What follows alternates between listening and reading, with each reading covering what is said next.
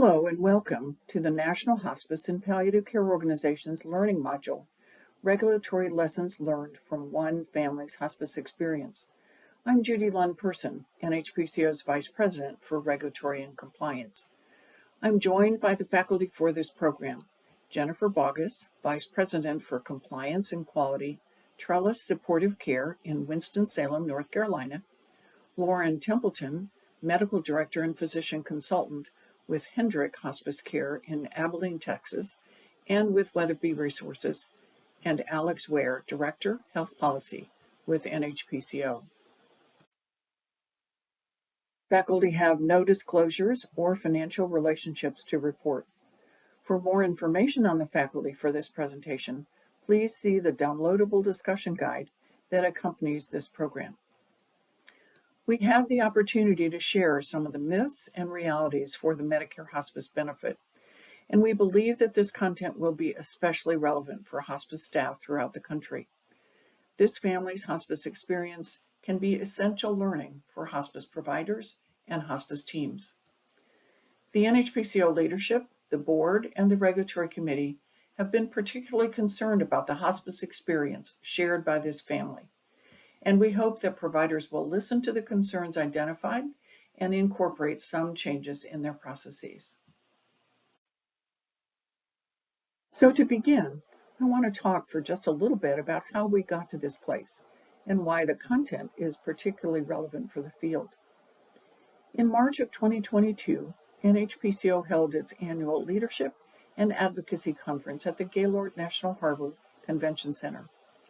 On Monday, March the 7th, as a part of the LAC, we held a regulatory CMS update as an in-person concurrent session. NHPCO has offered this concurrent session for many years as a part of the annual conference, and traditionally, speakers from CMS either attend in person or present virtually, often recording their presentations in the week prior to the conference, so the content is timely and relevant. For this presentation, CMS faculty joined us virtually. Among the broad content covered as a part of the conference's CMS regulatory update, we had speakers from CMS address what they considered myths and realities with the Medicare hospice benefit. A powerful case study was shared by CMS that is vitally important for all providers to hear and to learn from. That is the purpose of this learning module. Regarding the case study that CMS shared with us, it's helpful to mention that CMS shares anecdotal reports collected from a variety of sources, including reports to its policy mailbox, consumer calls that come into the 1-800-MEDICARE support line, the CMS Ombudsman's Office, the quality improvement organizations, and even direct reports from beneficiaries and their families. This case study was received from the family of a beneficiary. The following case study is an actual family story that was shared with the Centers for Medicare and Medicaid Services. CMS provided the content with NHPCO as an anecdotal report. The experience described is real, and the details in the case study have been provided by the adult daughter, Claire, who was a primary caregiver for the patient, Ruth, at the center of this case study. It should be noted that the daughter has a professional background in nursing, and while not working as a nurse at this time, is very familiar with the hospice model of care and its delivery. The names have been changed. This is the experience of Ruth, an 83-year-old female who was diagnosed with an aggressive kidney cancer. After surgery and a few rounds of immunotherapy, scans showed rapid and extensive metastases, and the decision was made to forego any disease-altering treatment, and she elected hospice care. The primary caregivers are her 84-year-old husband, Dave, who is an amputee with his own chronic health issues. They also have 2 adult children, Claire and her brother, who live approximately 30 minutes away, but who provide support and additional caregiving. At the admission visit, Claire and Dave were provided information about the services hospice provides. They were given information on the medications, equipment, and supplies the hospice would furnish. They were informed about the levels of hospice care. The patient and family were told that Medicare only allows for 1 routine nursing visit and up to 3 hospice aide visits per week. They were also told that the hospice could not provide continuous home care, as the hospice did not have the bandwidth to provide that intensity of nursing care in the home. Ruth and Dave were given the phone number for the hospice nurse line and were instructed to call that number instead of 911 if there were any changes in condition or concerns. Ruth was admitted to hospice for routine home care on February 4th, and the patient and family were told that the next scheduled nurse visit will be on February 17th. When asked why it would be so long for the next visit, they were told that Medicare only requires hospice to make the visit once every 14 days, but they were instructed to call the nurse line if there were any issues in the interim. After her hospice admission, Ruth experienced a myriad of symptoms, including intractable diarrhea, a new pressure ulcer, increased anxiety, restlessness, and insomnia, as well as unrelenting pain not relieved with the ordered oxycodone and the fentanyl patch. She developed terminal agitation and would go 48 hours or more without sleep. Over the course of a week, she could no longer ambulate, and her husband, an amputee, and her children would have to do a full lift to get her in a wheelchair into the bathroom. From the time she was admitted until her next scheduled visit, her husband and children called the hospice on almost a daily basis. Often there were multiple calls in one day to the nurse line. The nurses would triage the hospice care over the phone. Frequent changes to the medications, dosages, and frequencies were made. Her husband, Dave, was becoming increasingly distraught and was often worried about an accidental overdose because of the sheer volume of medications that had been ordered. It was overwhelming for him to be her nurse, her pharmacist, her aide, and her physical and occupational therapist. Within a few days of the hospice admission, Ruth developed significant dysphagia and could no longer swallow the pain and anxiety pills. She was not eating and only taking minimal sips of water. The hospice was called to request liquid medication. Dave was instead instructed to crush the pills, mix them with a little water, and give them to Ruth in a syringe. He was also told that Medicare would not pay for liquid oxycodone because it was non-formulary.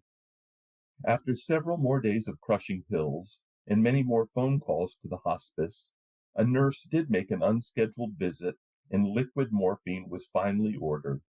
However, Dave had to continue crushing anxiety pills for the ever-increasing restlessness.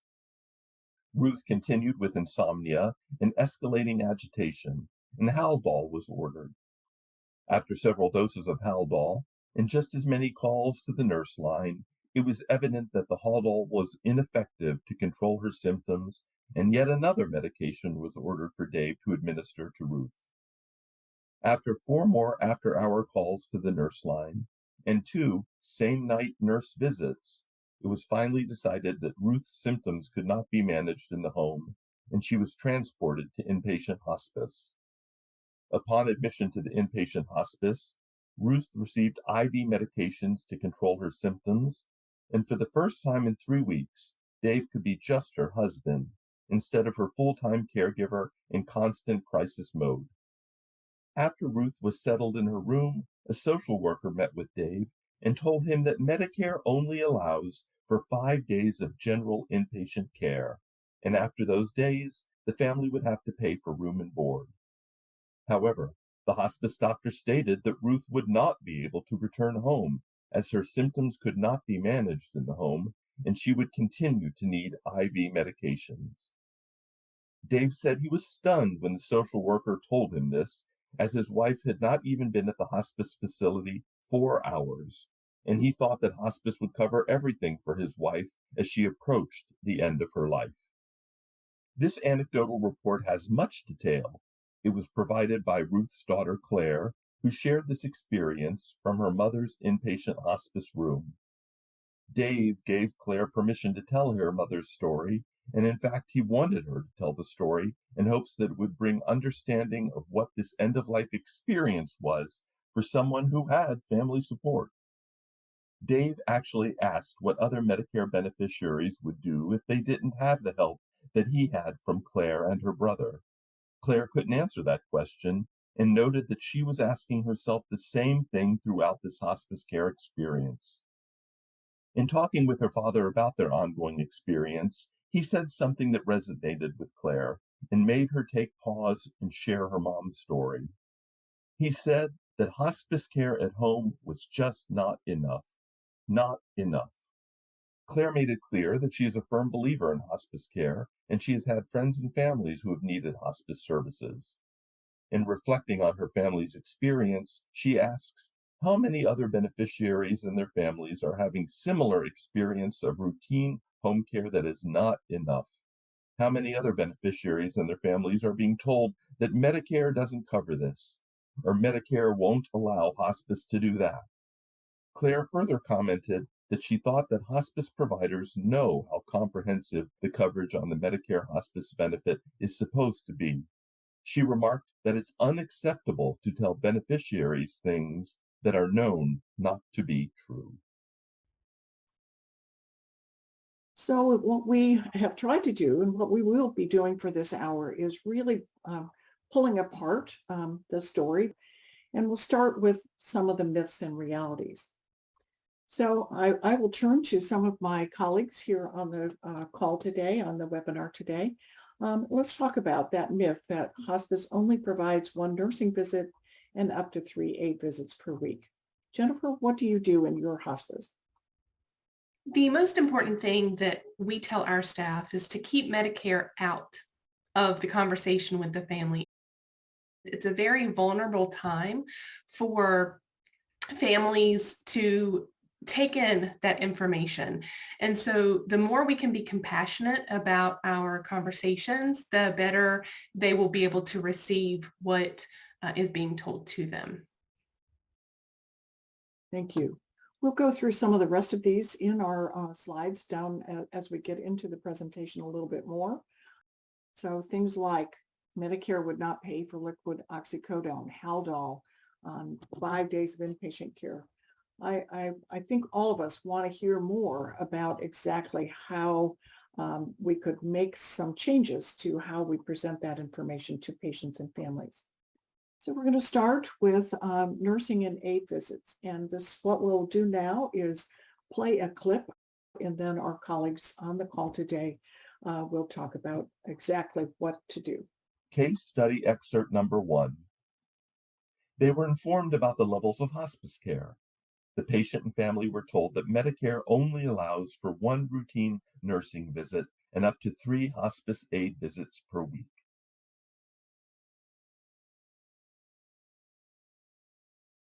So what I've heard is that hospices only provide 1 nurse visit and up to 3 aide visits per week. And that is something that can be difficult to explain if you are in staffing shortages. The best practice that I can advise is that you approach it with a language like most commonly we visit our patients X number amount of times, and we do monitor and assess the patient for the need for a change, and we will see the patient more frequently if needed. Lauren, is it the same in your hospice? Yeah, so I think you bring up such a great point about how we communicate the way we provide care to patients and families. And so, yes, there are things that we do commonly one way. Your hospice may see your patients most commonly twice a week, or your aide visits are most commonly 3 times a week. But how we communicate, the most important thing that we need to communicate is that we provide our services based on the patient and family need. So what they need to hear from us is not, we see patients 3 times a week, we see patients 2 times a week. What and how we communicate things is that they perceive that we serve you based off of the need and that that's flexible.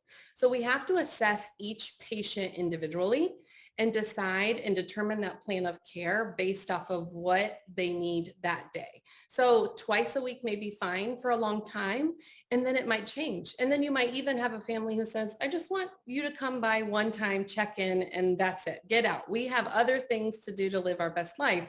But the important thing to communicate and what they need to hear is that we will assess you based off of how things are going, and it's going to change, not that we will only see you every 14 days. So Jennifer, what is one of the things that you all see as a struggle when you're talking about this, that you know that the family may not understand exactly what's going on? Yes.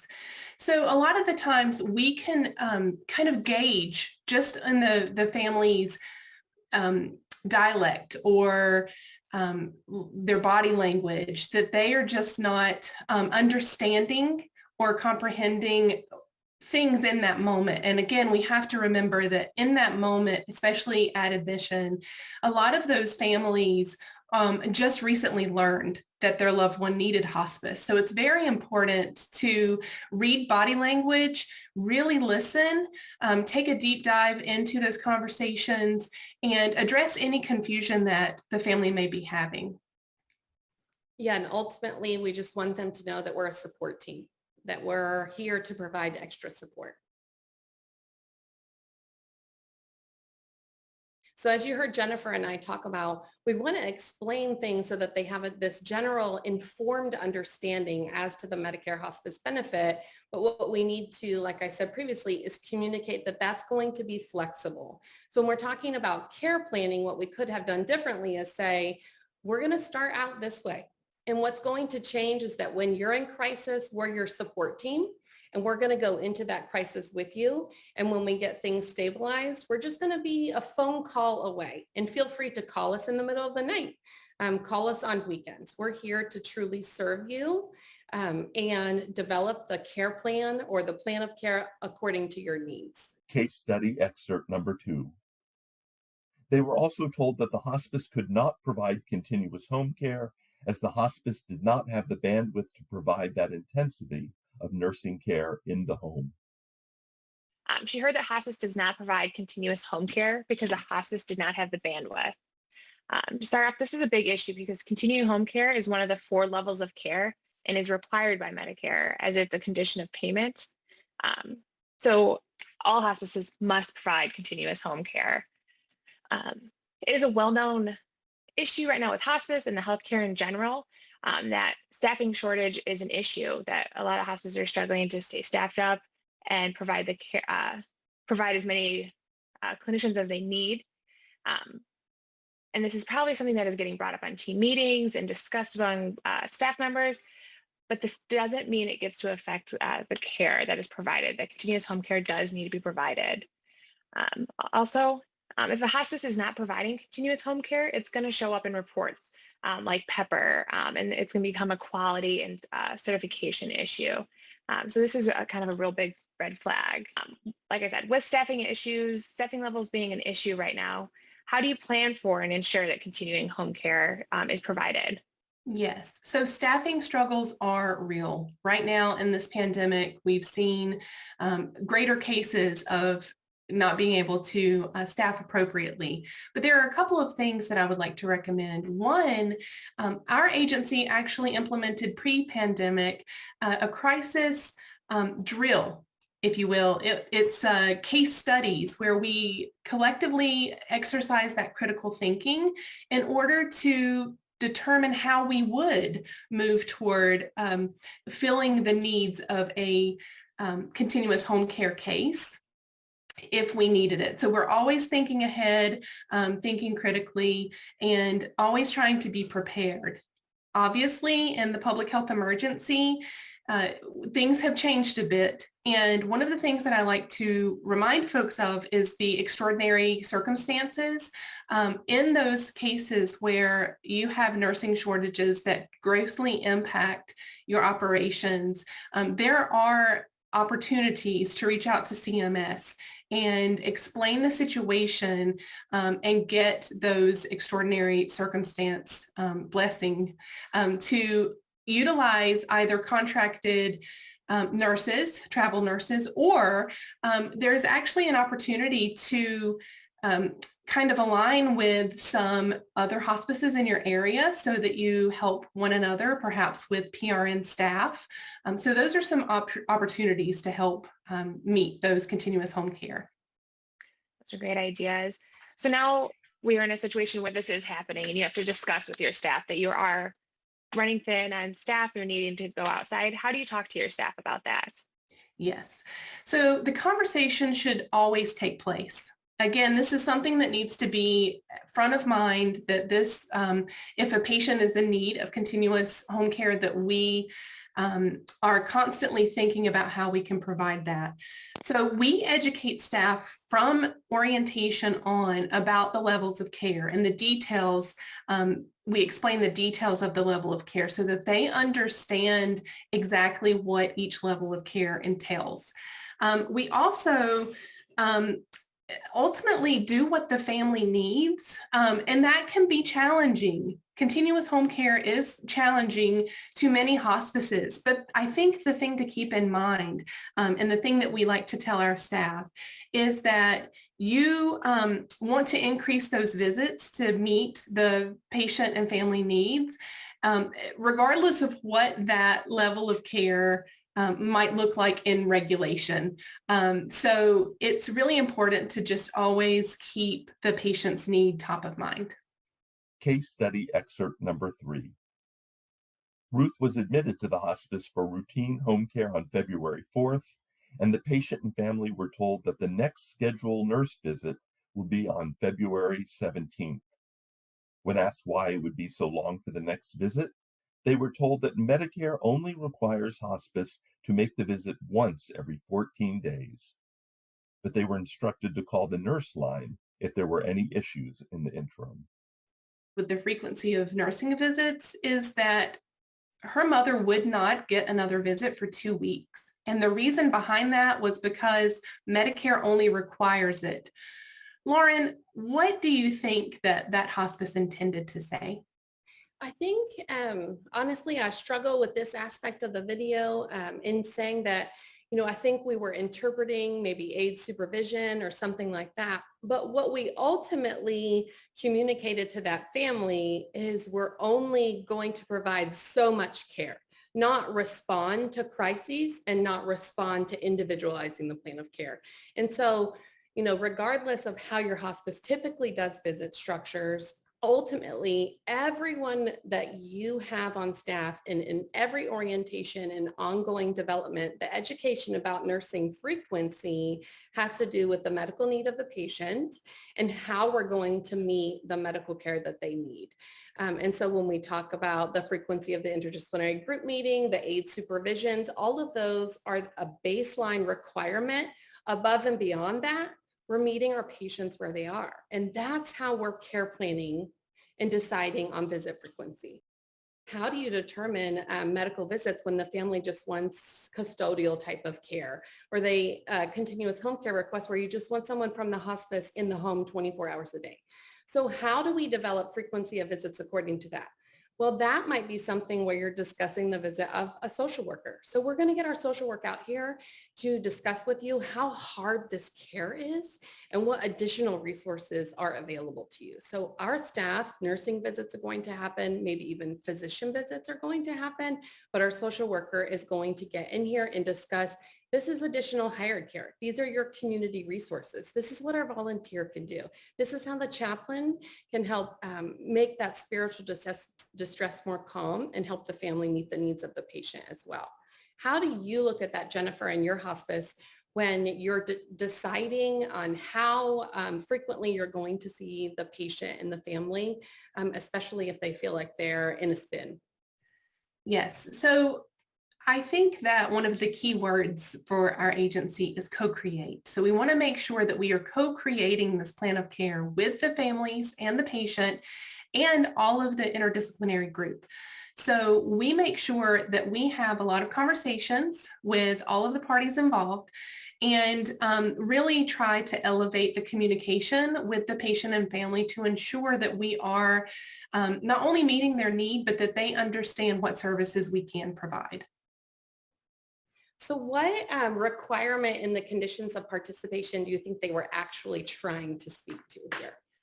I would be inclined to think that they were thinking of the update to the comprehensive assessment. So we know that the regulations state that that must take place at a minimum of 15 days, but there is a remainder of that that states or as the patient's condition requires. And so oftentimes we get stuck, I think, in general with numbers, and we try to recall certain numbers. And the important thing with that COP is that it is just a kind of a guiding footprint and not a requirement as far as only seeing that patient every 14 days. And then just to remember that there is additional language that says, or as the patient's condition requires. So how could we have addressed, what could we have done differently here? So when we're talking about meeting with patients and families and meeting them where they're at and discussing our frequency of visits, I think when our nurses from our hospice sit down and speak with this patient and their family, we start with, here is the global comprehensive aspect of the Medicare hospice benefit. Of course, you're not saying those words because that's getting into our technical language, and we don't want to use our regulatory language with patients and families. So how you might explain that is we come as a support team, right? Typically, our support team is going to be making contact with you on a regular basis. We're going to start out with seeing you tomorrow because we're giving you a lot of information today in this admission. We know you're not going to soak it all in. So rest assured, we're going to come up for a follow-up visit with the nurse tomorrow and answer any further questions you have about this admissions process. And then you might say, and the social worker is going to be coming within the next couple of days. Are there any issues that you think that the social worker needs to get on and address for you right now? A lot of families are going to be so overwhelmed when you're first speaking towards the hospice admission. So the most important thing that we come away with is what is their crisis right then? It might be the custodial care. It might be pain and symptom management. It might be spiritual distress. So as you present to them their support team, that is the Medicare hospice benefit, that's how we want to communicate who's coming forward. Now, I've had patients and families say, whoa, you guys seem like you're going to live in my house and I don't want that many visits. And so that happens too. But what I love about that scenario is that patient and family felt like, oh my goodness, I'm flooded with support. That's what we want to communicate. And that's how we could have done this situation a little differently. Case study excerpt 4. From the time that she was admitted until her next scheduled visit, her husband and children called the hospice on almost a daily basis. Her husband and children called that nurse's line almost daily. What is going on in the family, or if the family is calling that frequently?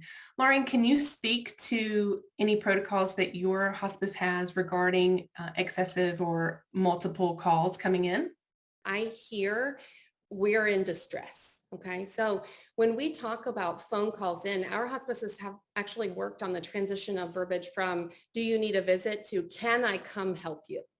Or can I get someone out there? And so what we perceive when families call in, especially in the middle of the night, is that they're reaching out to us. So how do we reach back out to them? So in particular, if we have a patient or family calling multiple times, I can say with almost 100% confidence that our plan of care is not meeting the need of the patient and family if they're having to call in with questions so frequently. So one of the questions I have is, how do you integrate these types of phone calls into your discussion to make an excellent interdisciplinary group meeting? Jennifer, could you speak to that? I would actually love to hear what your hospice does for that. Yeah, that sounds good. So if I'm in the interdisciplinary group meeting, let's say it's 9 o'clock in the morning and the nurse says, yeah, the family called last night and they are wanting to talk about why mom is no longer eating and drinking.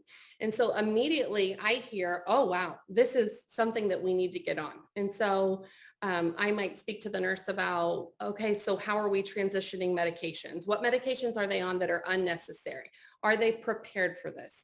Were there spiritual needs that we haven't addressed? So chaplaincy, were you able to facilitate that visit with their pastor? So that's a dynamic interdisciplinary group. Now we also have those families that call every day, all the time, because they're just so worried. So that's something we might discuss in an interdisciplinary group meeting, is how do we assuage the worry? And sometimes that's just volunteer visits for companionship. So this is how you make collaboration real to meet the need of the patient and family. So when the husband and child called into the hospice so frequently, Jennifer, how do you deploy the other members of your interdisciplinary group to take care? How do you communicate the need to do that? Yes. So during the regular hours of the day, right, it's much easier to have those communications. But in the like on call after hours, sometimes it's difficult to find those, I shouldn't say find, but to deploy those disciplines immediately. And so what we've tried to do is incorporate a PRN schedule where we know that we have one particular discipline that we can reach out to, or one particular staff member of each discipline to reach out to in those off hours. The other thing that we do is we have incorporated some technology that is kind of a triage board. And so we are able to have the appropriate people have access to that and see those triggers. If we have multiple calls come in, then it can be also triaged through that technology. So what we try to do certainly is be proactive instead of reactive. And we always try to gauge, kind of to your point, if we need to go ahead and bring in other disciplines or extend another visit even before the family is requesting that. I love that. So I practice in rural Texas. And so one of the things that we really need to do is make sure that we're very well versed in triaging over the phone. So to your point, you have this pitch hitter nurse that's coming in to be able to meet that acute need, but sometimes the crisis is 65 miles away from the hospice.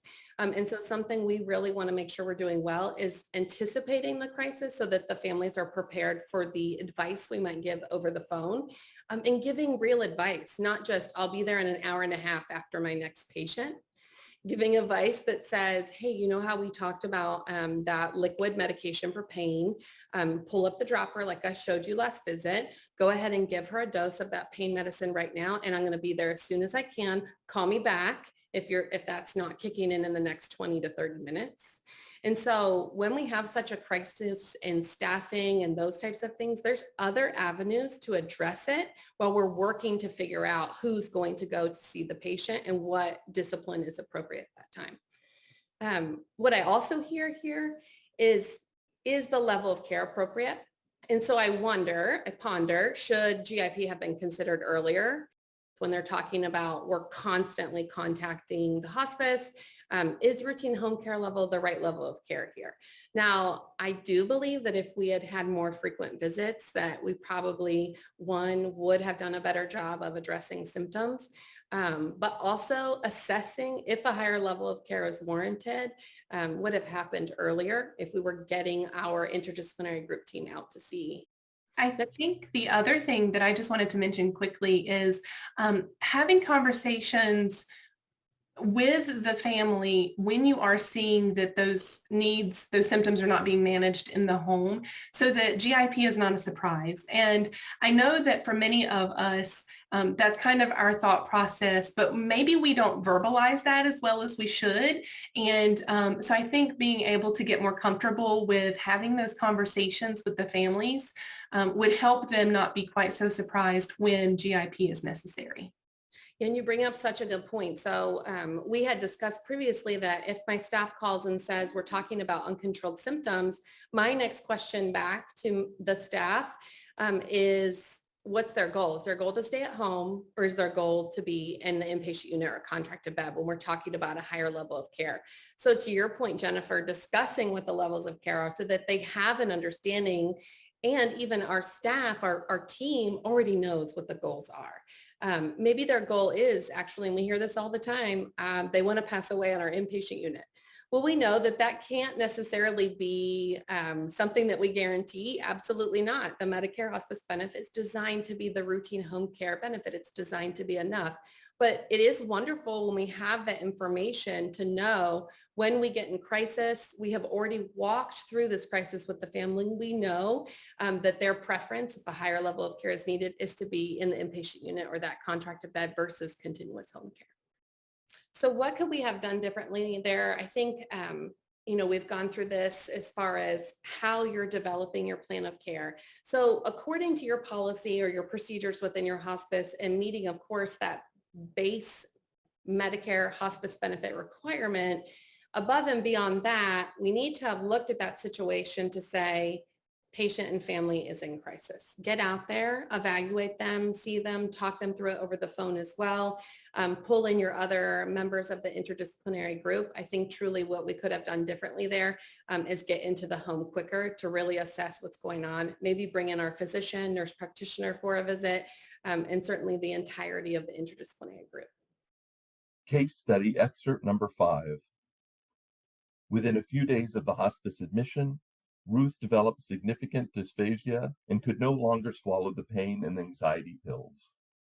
She was not eating and only taking minimal sips of water. The hospice was called to request liquid medication. Dave was instead instructed to crush the pills, mix them with a little water, and give them to Ruth in a syringe. He was also told that Medicare would not pay for liquid oxycodone because it was non-formulary.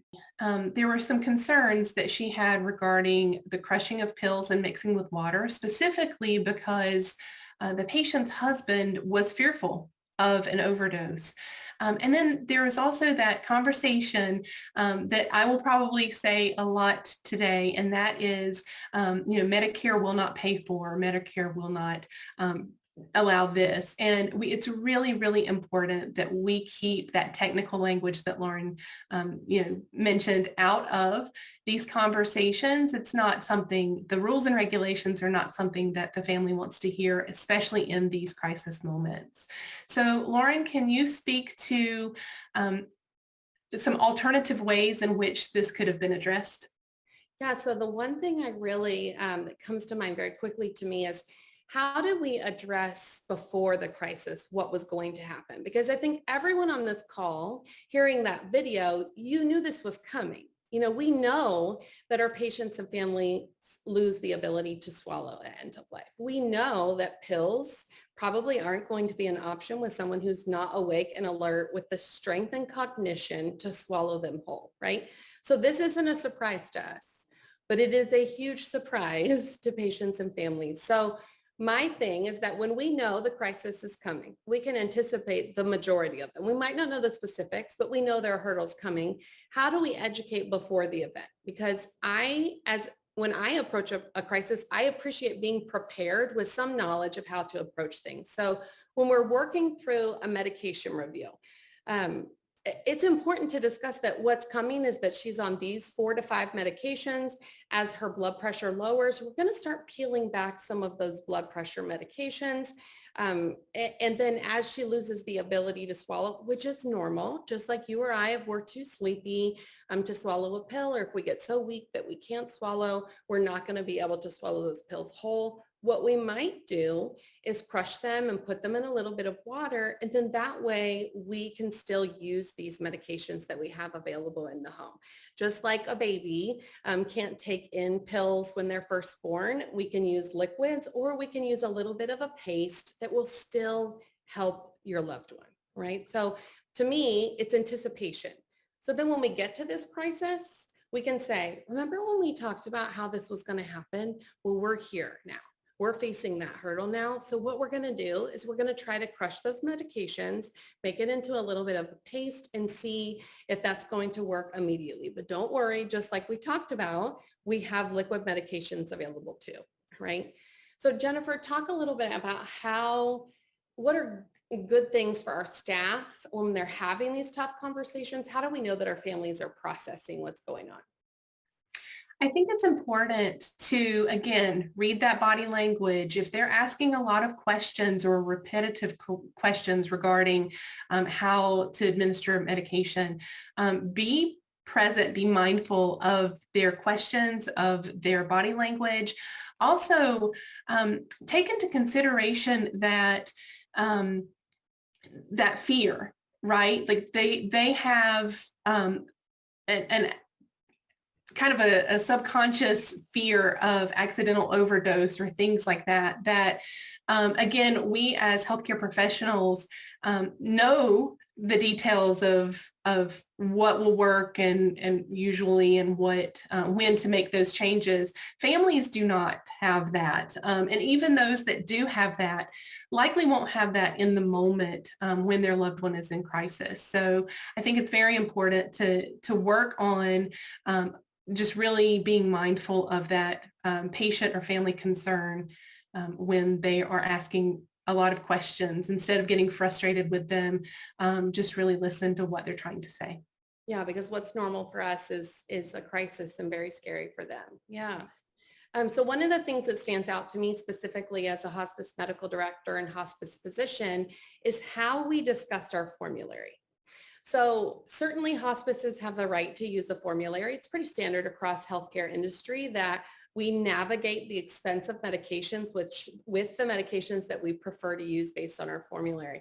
But it's so important to understand that that's not a barrier to treating the patient. Okay, so when we're talking about medication adjustment, maybe to a new medication or changes in doses, I hear the need to contact a physician. So it's not that Medicare won't pay for oxycodone liquid. I understand that liquid oxycodone, Oxyfast, is extremely expensive, especially right now. Even some opioids are hard to get. But what I also know is that engaged hospice physician can help you navigate that so that, again, what we're communicating to the patient and family is, while we're not going to switch to oxycodone liquid, what we can switch to is morphine liquid. Oh, you have an allergy to morphine concentrate? Don't worry. We're going to navigate to something else and we're going to get that delivered to you and teach on it. Not Medicare doesn't pay for this, which is that hands up thing. We never want to say that hands up stop. It's I'm contacting the physician to get the right medication for you that's easier to deliver.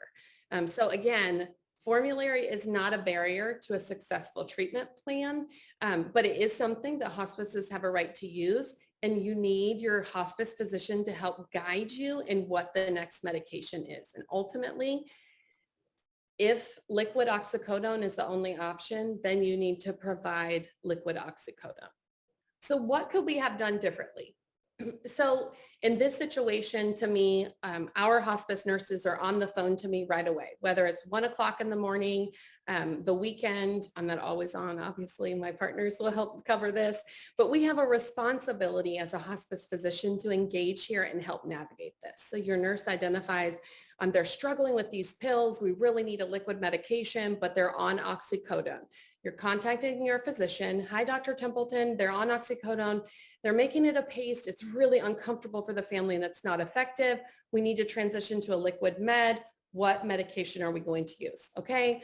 I'm Dr. Templeton. I give the new dosing of morphine concentrate that's equivalent to the oxycodone dose that would have been prescribed. You go and get that. We implement that new medication and adjust the plan of care accordingly. And that's how we navigate successfully our formulary and meeting the needs of the patient and family. Case study excerpt number 6. Ruth continued with insomnia and escalating agitation, and Haldol was ordered. After several doses of Haldol and just as many calls to the nurse line, it was evident that the Haldol was ineffective to control her symptoms, and yet another medication was ordered for Dave to administer to Ruth.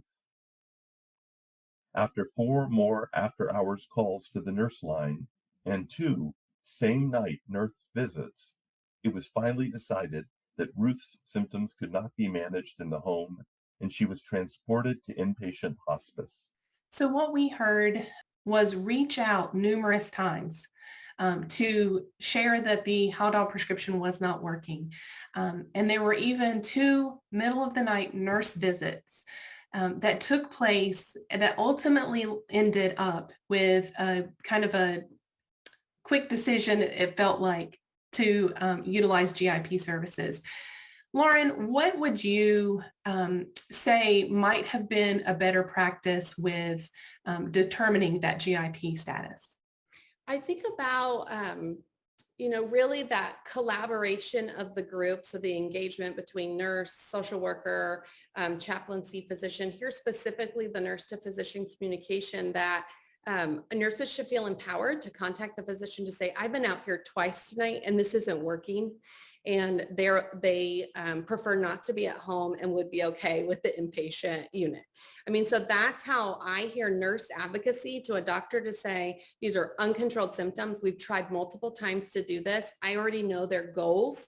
Doctor, what do you say? Right?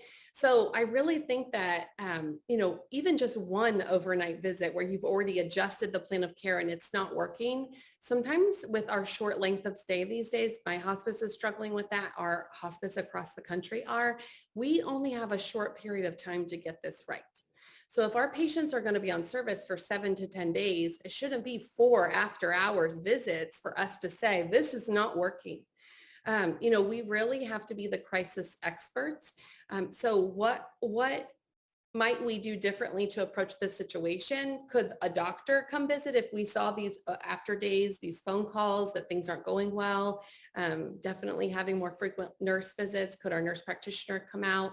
But ultimately, when do you decide that a higher level of care is needed?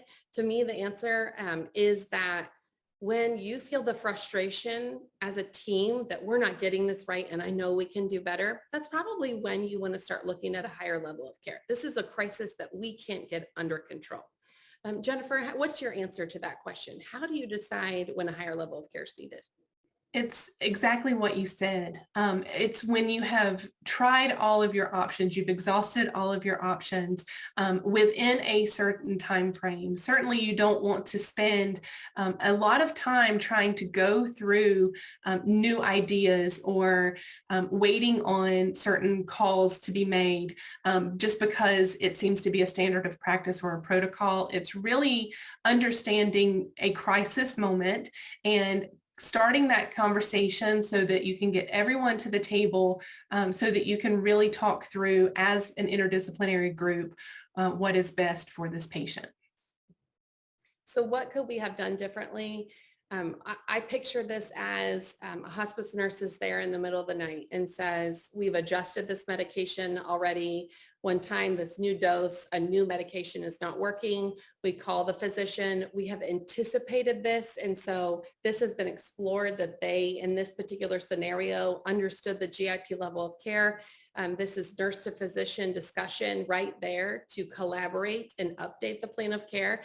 We make that so nebulous that it's this update to the plan of care. It's really talking to each other to figure out how we care for the patient. It's that simple. So it's that communication of, doc, this isn't working. Do you think the inpatient unit is okay? Yes, absolutely. We've tried this, this, and this. Then the physician gives new treatment orders for what's going on into the inpatient unit if they deem that that's necessary at that point, which here as a physician, I absolutely would be making adjustments to the medications. And then you might be identifying, and the husband is exhausted and he is really struggling with his guilt and if this was the right thing to do. And so then you're collaborating, bringing the social worker in to say, when you're speaking and meeting with this family, please address that Al is just emotionally struggling and physically exhausted here. So we need to talk about the best case scenario for both teams. That's how we work together to individualize the plan of care. Case study excerpt number 7. After Ruth was settled in her room, a social worker met with Dave and told him that Medicare only allows for 5 days of general inpatient care, and after those 5 days, the family would have to pay for room and board. However, the hospice doctor stated that Ruth would not be able to return home as her symptoms could not be managed in the home, and she would need continued IV medications. Dave said he was stunned when the social worker told him this, as his wife had not even been at the hospice facility 4 hours, and he thought that hospice would cover everything for his wife as she approached the end of life. So what this family experienced is the social worker coming in just a couple of hours after the patient was admitted into the inpatient unit to have conversations about payment, room and board, before the patient really even likely was settled into this new environment. We also heard that a social worker had stated, again, Medicare only allows for 5 days of inpatient care. And we know that that is not true. And we also know that, again, Medicare should not be brought up in these conversations with these families. Those are those technical guidance that we have as an agency, but is certainly not something that needs to be discussed with the family. So I want to ask Lauren, what are your thoughts on the timing of the social worker coming into that inpatient unit? Yeah, so I think in the scenario I gave before, I identified the need for the social worker, and it was what should be appropriately addressed at 4 hours. And I applaud the social worker for being so engaged in discharge planning. It's not to say that we don't initiate discharge planning upon the change of level. We do it in an appropriate manner though. So discharge planning might look like identifying what the crisis was at home. And how do we work through that? And that social worker's thinking, okay, I need to make sure all those things are addressed before we talk about where we're going later. It doesn't mean I come to you and say at day 5, even though it's GIP and not respite, at day 5, you're going to have to pay for room and board, right? And so do you think, Jennifer, that they were confused about the 5-day with respite, or where do you think that they got that number? I do think that there was some confusion. So we do know that respite stays are 5 days. So there could have been some confusion with that. There is also likely some confusion from recent audits that are focused on GIP length of stay and the kind of the time frame that is part of that audit. It could be that their interpretation of the audit or the audit findings is that there is a limit to GIP, but as we know, GIP can extend beyond that when warranted, and I would love for you to speak to what those longer length of stay GIP days might look like. Yeah, so I think this comes back to what's most common is not actually the regulation, right? So, I mean, I feel for hospices out there. We're, always in inpatient evaluations. It seems like always in this TPE, even though we pass round 1 all the time, it's constant, right? Everybody feels that long length of stay greater than 7 days in your TPE, it might be, or your 5-day PEPA report to make sure that your average length of stay at the GIP level of care is less than 5 days. I get how that gives, I would even understand if my staff had that misinterpretation because they're hearing me talk about the audit that we're currently in. They're hearing us educate on our PEPA report. But again, from orientation on, we have to truly make sure our staff understands what the rules are. So for GIP level of care, it's designed to be a short-term stay, managing an acute crisis. There's no limitation to the number of days. Okay. And so that is just so important. When we talk about what the family experienced here, I want to speak about what I experienced as a physician listening to this. So when I hear that the physician comes in and advises the patient and family about these uncontrolled symptoms, the need for an IV, and then a social worker comes in after my visit to say 5 days and you're out, I failed as the doctor. That's what I heard. If that was me, I needed, and absolutely no disrespect to this physician, but I needed to have gone to my team and said, look, there is a crisis in the home. We're going to have to work towards that over time. This is very severe. It's going to take me a little bit of time to get this going. I don't know if we're ever going to be able to come off of IV medications, but this is what I'm working towards. So then that wonderful social worker who clearly knows how to engage patients and families can go in with the facts. Right? And no, I need you to address the home crisis for future planning. I need you to know, this wonderful social worker, that here's my medical plan as a doctor. Okay. And so I just want to make sure that everyone understands here that when we communicate to each other, which is that fancy collaboration and development of the plan of care, it's just talking to each other, right? It's discussing what the needs of the patients and families are. So what could we have done differently here? So in our inpatient unit, our social workers understand that discharge planning is extremely important. They understand that everyone in the interdisciplinary group is extremely important too. And so we all need to come to the table prepared to handle the crisis and then plan for our anticipation in the future. So what I might have done is gone in, meet with family and say, wow, you guys have really, really loved on your favorite person here. And I applaud you for working so hard. We're going to use these IV medications. We're going to work towards getting things under control. My hope is that we get stabilized in order to transition her back home. I understand there's a lot we need to work through with that, but right now we really need to focus on getting these symptoms under control. And this is what that looks like. Here are the medications I'm going to use for this. This is what you're looking for as a family to let us know that you don't think things that are going well or right. Here are things that are normal. Here are things that are abnormal.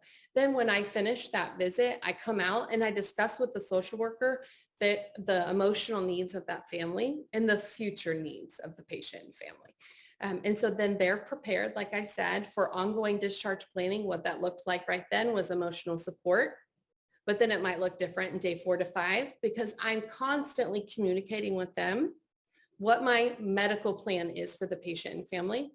They're bringing in their expertise in psychosocial. We're bringing in spiritual support and volunteer services and additional services as they're needed, and all talking together to make sure it looks like excellent symptom management and support of patient and families and compliance with the Medicare hospice benefit.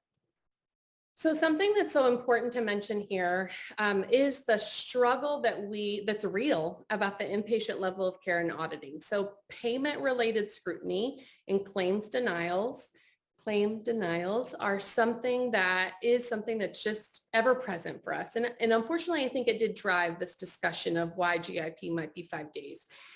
But what could we do differently here? It's not to say that you can only do GIP for 5 days. It's to say, I think this GIP stay is going to be longer than our common GIP stay. So how do I empower my hospice to have excellent documentation so that when we get audited, because that's a reality for the majority of us now, auditing doesn't mean you're a bad hospice. It's just something that you're going to face. How does our documentation mean that we're going to navigate this well, right? So in physician documentation, especially at the GIP level of care, I want to speak to 3 vital components in your progress notes for the doctors on board or for those who can go back and tell your hospice physicians about how important this is. Our documentation carries great weight when it comes to payment-related scrutiny and claim denials. So in every progress note for a physician at the GIP level of care, there are 3 components that need to appear in each note. 1, the medical necessity and physician decision-making. That is what drives our payment. If we don't demonstrate medical necessity, and this is a hot topic right now, if the physicians don't clearly delineate it from administrative duties, we can't get to step number 2. We have to demonstrate why that physician was needed right then and there as a medical provision of care in order to bill for our services. But the second thing is, as physicians and advanced care providers, if you are the attending of record and billing for patient visits, we have to follow evaluation and management or E&M coding requirements. This is largely a Part B billing most commonly, but it does apply to us in Part A billing. That's something that's very important for physicians to understand. We have to fulfill the components, whether they're complexity-based or time-based billing, right? So there's very specific information, detailed information on complexity-based billing. There's less information for time-based billing, but we included some physician documentation for your review and future education, looking at how we document towards time-based billing or how we document towards complexity E&M billing. The third and final component of documentation for every visit is demonstrating the level of care need. So the physician has got to be documenting towards acute symptoms, why it's a crisis that warrants the higher level of care. So how do we troubleshoot our physician GIP documentation? I bet there's 50 participants on. I bet 50 out of 50 think their doctors are documenting amazingly every single time. Well, that's impossible for us to do, but hopefully we're going to get there. So what are the common errors that we see in physician documentation?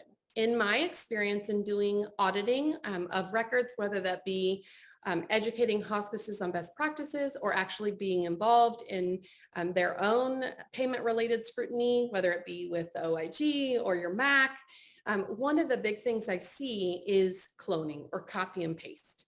So when you heard me say before that the physician documentation carries great weight, it's very important what we say in the clinical record as far as justifying payment, whether that be our physician narrative. Here we're talking about the GIP level of care. But if you copy and paste every day, you take away how important your documentation is because it's the same thing every day. And that's actually fraudulent, right? We have to be documenting towards medical necessity every day. And if we copy and paste the same thing from yesterday to today, the weight of your documentation of I changed my IV morphine from 4 milligrams to 6 milligrams, from uncontrolled respiratory distress for uncontrolled distress on the 25th, and it says the same thing on the 26th and the same thing on the 27th, you have just negated the weight and strength of your documentation and payment related scrutiny. So please, copying and pasting needs to stop.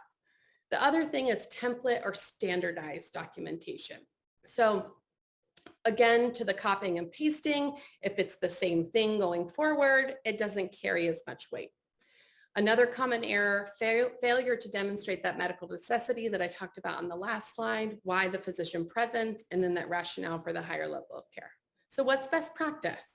Individualized, up-to-date, accurate documentation. No more copying and pasting, clearly delineating the medical necessity of the doctor, why a doc, why today, and then describing that acute symptom burden requiring the higher level of care. And ultimately, we have to be collaborating with our interdisciplinary groups. So physician notes are a great way to communicate in the medical record about what's going on. Case study excerpt number 8. This anecdotal report has much detail. It was provided by Ruth's daughter Claire, who shared this experience from her mother's inpatient hospice room.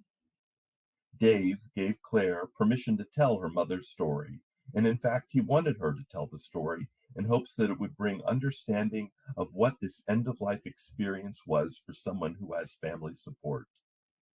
Dave actually asked what other Medicare beneficiaries would do if they didn't have the help that he had from Claire and her brother. Claire couldn't answer that question and noted that she was asking herself the same thing throughout this hospice care experience. In talking with her father about their ongoing experience, he said something that resonated with Claire and made her take pause and share her mom's story. He said that hospice care at home was just not enough. Not enough. Claire made it clear that she is a firm believer in hospice care and has had friends and family who have needed hospice services. In reflecting on her family's experience, she asks, how many other beneficiaries and their families are having a similar experience of routine home care that is not enough? How many other beneficiaries and their families are being told that Medicare doesn't cover this, or Medicare won't allow hospices to do that? Claire further commented that she thought that hospice providers know how comprehensive the coverage on the Medicare hospice benefit is supposed to be. She remarked that it's unacceptable to tell beneficiaries things that are known not to be true. This has been an incredibly powerful case study. I want to thank our faculty for pulling apart the story to help us focus on some of the myths and realities of hospice care and offer valuable insights on how we might approach things differently. As an additional resource for members, I want to call your attention to the resource that was mentioned that shares examples of physician general inpatient level of care documentation. This can be found on the NHPCO website and is listed as a resource in the discussion guide for this program. It is an excellent guide for any physician who is documenting GIP. Again, let me thank all those who contributed to this education module. I'd like to ask Lauren and Jennifer for any final reflections they might want to share. Making sure that we understand exactly what we want them to hear in the context of our rules. So they don't need to hear the rules, they need to hear how we're going to care for them. So sublingual liquid oxycodone is a very expensive medication. What I want them to hear from my hospice, that in my opinion, is it's not on our formulary also. It's acceptable to be used when we have to use it, of course. But what I want that patient and family to hear is that, yes, we have liquid concentrate medication for you that's going to control your symptoms. And then we navigate the technicalities of everything behind the scenes. That's our issue. The only thing we need to communicate is the support and the love part. I took from this the question of, if this were our hospice, what would I take from this, and how would I help my hospice to learn and grow? And I think a lot of what we have heard today is a couple of things. One, that Medicare, that Medicare language is not really the best language in those situations, like Lauren said, where we need to be compassionate and we need to be thoughtful and we need to listen, have active listening. We really need to keep that technical language out of it. But the other thing is just the communication piece also that Lauren spoke to. It's vital as to have a healthy hospice agency, to make sure that you are constantly communicating, not just knowing how to communicate with patients and their families, but also knowing how to communicate with one another, when to elevate concerns, when to get the group together. It's really vital to be able to know when and how to communicate. Thank you, Lauren and Jennifer. And now, to conclude this program, I'd like to introduce Kelly Von Tran from the CMS Center for Medicare Chronic Care Policy Group, Division of Home Health and Hospice. Kelly has some final thoughts reflecting on this anecdotal report and emphasizing how important patient and family communication is for every family we serve. I know, you know how comprehensive the coverage on the Medicare hospice benefit is supposed to be. It is unacceptable to tell beneficiaries things that we know not to be true. These beneficiaries and their families are vulnerable and they are scared. They trust you to tell the truth about the full range of hospice services covered under Medicare. They trust you to show up and be there when you need it the most. We must do better. You must do better. For I never want to receive another report in which a beneficiary and their family says that routine home care under the Medicare hospice benefit wasn't enough. Even enough care is unacceptable. For these terminally ill patients and their families, routine home care should always be more than enough. Thank you, Kelly, for your ongoing dedication and commitment to hospice care in the United States. NHPCO extends its gratitude to all of you who have shared in this important discussion.